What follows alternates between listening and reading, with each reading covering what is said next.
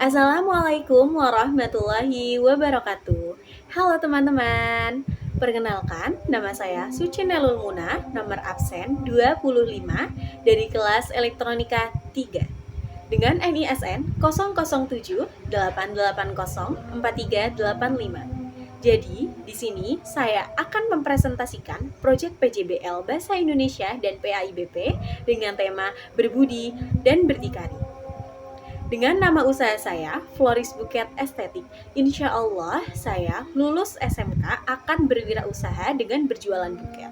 Nah, saya akan membagi 7 pembahasan saya dalam materi ini. Yang pertama, abstrak, 2 pendahuluan, 3 tinjauan umum, 4 metodologi, 5 rencana pembangunan, 6 ulasan dan analisis, dan yang terakhir penutup. Kita bahas dulu yang pertama, abstrak. Usaha produksi buket saya ini hadir sebagai solusi hadiah yang unik dan berkelanjutan yang dapat memanfaatkan limbah karton baru untuk menciptakan buket yang indah, tahan lama, fungsional, serta mempromosikan praktik upcycling dan pengurangan limbah. Landasan operasionalnya teguh pada nilai berdikari dan berbudi. Proses produksinya melibatkan pengadaan karton daur ulang, pemotongan presisi, dan perakitan artistik yang dapat menghasilkan portofolio yang luas, mulai dari buket mini hingga instalasi korporasi. Kedua, pendahuluan. Dalam pendahuluan ini, saya akan membagi menjadi 4 pembahasan. Yang pertama, latar belakang. Kewirausahaan adalah proses kreatif dan inovatif dalam melakukan sesuatu yang baru dan bermanfaat yang memberikan nilai lebih, di mana kata wira yang berarti pejuang, berani, berwatak agung, dengan tujuan antara lain mendukung usaha kecil, meningkatkan kesejahteraan masyarakat, dan menumbuhkan semangat berinovasi. Pembahasan yang kedua adalah tujuan materi. Menyusun perencanaan usaha produksi buket karton berbasis nilai berbudi dan berdikari. Kedua, menjelaskan manfaat usaha bagi konsumen, masyarakat, dan perilaku usaha. Ketiga, memberikan contoh metode buket bunga yang menarik bagi konsumen. Pembahasan yang ketiga adalah sasaran materi. Sasaran materi yang saya berikan ini adalah untuk masyarakat umum, pelajar atau mahasiswa, dan calon investor. Pembahasan yang keempat adalah manfaat materi. Sebagai acuan dalam mendirikan usaha buket karton. Yang kedua, sebagai inspirasi wirausaha berbasis kemandirian. Ketiga, sebagai sarana pembelajaran nilai agama dalam dunia usaha. Ketiga, tinjauan umum. Dalam tinjauan umum ini, saya akan membagi menjadi 6 pembahasan. Yang pertama, nama usaha. Nama usaha saya adalah Floris Buket Estetik yang beralamat di Jalan Sedap Malam, RT 02 RW 02, nomor rumah 40, Desa Ambawetan, Kecamatan Ulu Jami, Kabupaten Pemalang. Nomor telepon 0882 1517 0015. Pembahasan yang kedua adalah tujuan usaha. Menyediakan produk buket karton yang menarik, memberdayakan masyarakat melalui lapangan pekerjaan baru, meningkatkan perekonomian dengan usaha mandiri. Pembahasan yang ketiga adalah manfaat usaha. Bagi konsumen, hadiah berkesan, bagi masyarakat, lapangan pekerjaan baru, dan yang terakhir adalah pelaku usaha mendapat keuntungan dan keberkahan. Pembahasan yang keempat adalah visi dan misi usaha saya. Visi, menjadi pionir buket kreatif, ramah lingkungan, dan personal untuk setiap momen spesial. Misi saya, eksplorasi desain, personalisasi produk, edukasi hadiah berkelanjutan. Pembahasan yang kelima adalah layanan usaha saya. Buket ready, custom, dan pre-order. Pembahasan yang keenam adalah keunggulan usaha saya. Hadiah yang cocok untuk semua momen, produk tahan lama, nilai kreativitas dan kustomisasi tinggi, ramah lingkungan, serta potensi keuntungan dan modal kecil. 4. Metodologi. Dalam metodologi ini, saya akan membagi menjadi 3 pembahasan. Yang pertama, bahan dan metode. Buket ekonomis dari kardus bekas yang memerlukan isi buket, kertas pembungkus, alat perekat, tusuk sate, dan pita. Prinsip syariat adalah Quran Surat Al-Baqarah nomor 2 ayat 168 mengajarkan bahwa bahan jualan harus halal atau diperbolehkan dan thayyib yang baik, aman, berkualitas yang menekankan pentingnya memilih rezeki yang baik dan halal. Pembahasan yang kedua, bahan-bahan. Yang pertama, bahan rangka karton. seperti kardus tebal, tusuk sate, roll foam atau styrofoam, dan double tip. Kedua, bahan isian. Kertas karton yang dibentuk bunga, snack, bunga artificial, uang koin atau kertas, dan alat tulis. Ketiga, bahan pembungkus buket. Silopen, paper, atau kertas tisu, pita satin, dan selotip bening. Pembahasan yang ketiga, proses produksi buket. Yang pertama, membentuk bunga dari karton. Kedua, membuat rangka penyangga. Ketiga, menata isi buket. Keempat, membungkus buket. Kelima, finishing dan dekorasi. 5. Rencana pembangunan.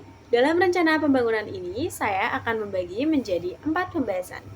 Pembahasan yang pertama adalah rencana pemasaran. Rencana pemasaran saya akan saya pasarkan pada platform online seperti media sosial, e-commerce, offline seperti book acara, dan area kampus pada saat wisuda, sistem ambil sendiri atau kirim instan, kerjasama titip produk di toko kado, bunga, atau koperasi. Pembahasan yang kedua, modal dan keuntungan. Modal awal saya 140.000, biaya operasional bulanan 1.509.000, omset bulanan atau pendapatan kotor saya 2.500.000 dan laba bersih bulanan 991.000. Pembahasan yang ketiga, analisis untung dan rugi. Keuntungan, tahan lama, modal kecil, kreatif, dan ramah lingkungan. Kekurangan, rentan air atau rusak, butuh ketelatenan, pembuatan memakan waktu yang sangat lama. Pembahasan yang keempat, kemitraan usaha. Yang pertama, kemitraan dengan toko kado atau souvenir atau hampers, kemitraan dengan pelatihan seperti workshop, kemitraan dengan pengrajin atau UMKM lain, kemitraan dengan reseller atau sistem keagenan. 6. Ulasan dan analisis. Ulasan dan analisis akan saya bagi menjadi 3 pembahasan. Yang pertama, analisis SWOT, strength. Tahan lama, biaya rendah, desain fleksibel, bahan mudah didapat, dan harga terjangkau. Weakness, membutuhkan ketelatenan dan waktu, rentan rusak, keterbatasan produksi, dan persepsi nilai. Opportunities, tren hadiah kreatif, ramah lingkungan, target acara khusus, peluang kemitraan. Cheers, persaingan ketat, usaha mudah ditiru, kenaikan harga dekorasi, dan perubahan tren yang cepat. Pembahasan yang kedua adalah ulasan potensi dasar. Secara keseluruhan, potensi dasar produksi buket, karton, kertas terletak pada perpaduan antara ekonomi dan fungsionalitas. Bisnis ini mengatasi kelemahan pada buket bunga segar dengan menawarkan alternatif yang murah, kokoh, dan tahan lama. Dengan pasar yang luas dan permintaan yang konsisten untuk hadiah di berbagai perayaan. Buket karton ini menjadi peluang besar untuk berkembang sebagai industri kreatif yang berkelanjutan. Ketersediaan bahan lokal, proses produksi yang ramah bagi UKM, serta potensi inovasi yang tak terbatas menempatkan buket dari kertas karton sebagai produksi kerajinan yang sangat menjanjikan. Pembahasan yang ketiga adalah analisis resiko.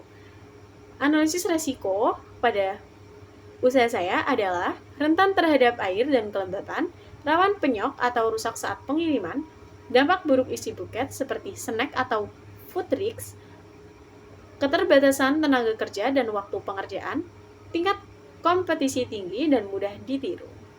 Dan yang terakhir adalah penutup.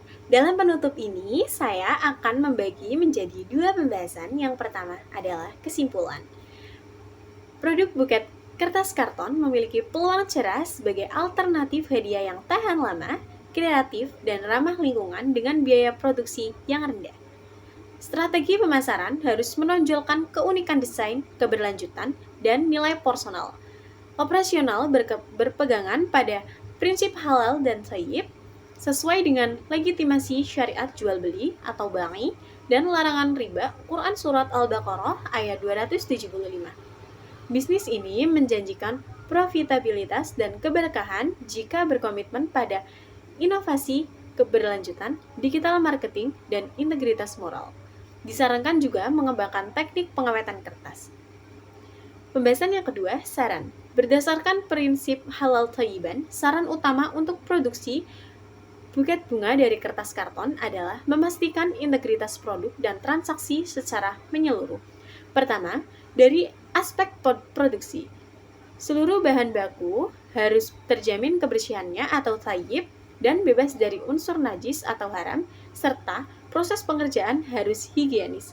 Kedua, aspek ekonomi atau muamalah, sumber modal harus bebas dari riba, pekerjaan harus diupah secara adil tanpa ada unsur kezaliman, dan transaksi jual beli kepada konsumen harus didasari kejujuran mutlak dalam deskripsi produk dan menetapkan harga, menghindari gahar atau ketidakjelasan, dan mengutamakan kerelaan bersama sesuai syariat sehingga keuntungan yang diperoleh menjadi berkah. Nah, segitu dulu ya teman-teman presentasi dari saya. Kurang lebihnya mohon maaf. Wassalamualaikum warahmatullahi wabarakatuh.